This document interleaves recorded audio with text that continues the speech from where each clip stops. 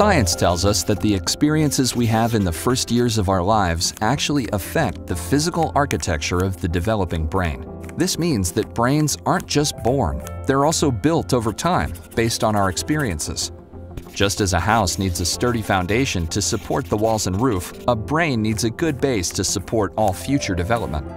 Positive interactions between young children and their caregivers literally build the architecture of the developing brain.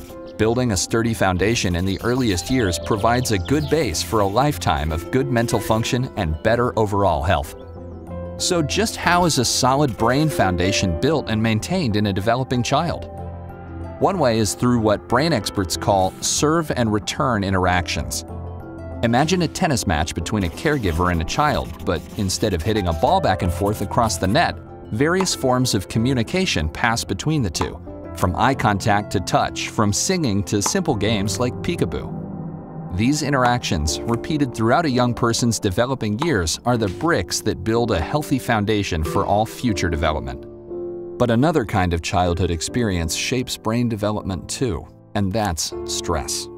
Good kinds of stress, like meeting new people or studying for a test, are healthy for development because they prepare kids to cope with future challenges. Another kind of stress, called toxic stress, is bad for brain development.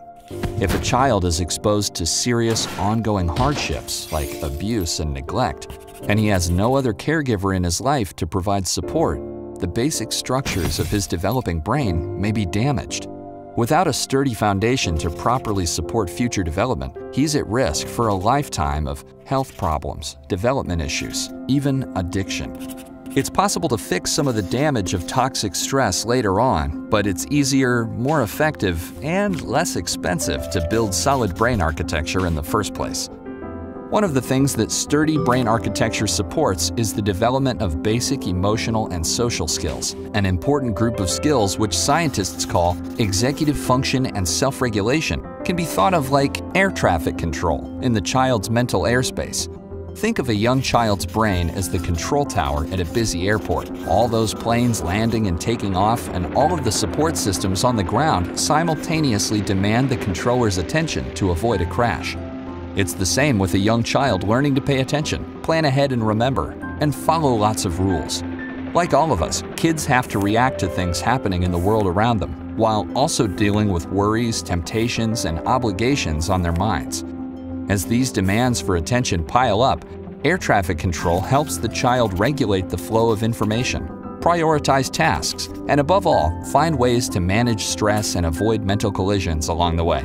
Having this ability is a necessity for positive and level mental health. Developing effective air traffic control, overcoming toxic stress, and building solid brain architecture are things kids can't do on their own. And since strong societies are made up of healthy, contributing individuals, it's up to us as a community to make sure all young people have the kinds of nurturing experiences they need for positive development. To build better futures, we need to build better brains.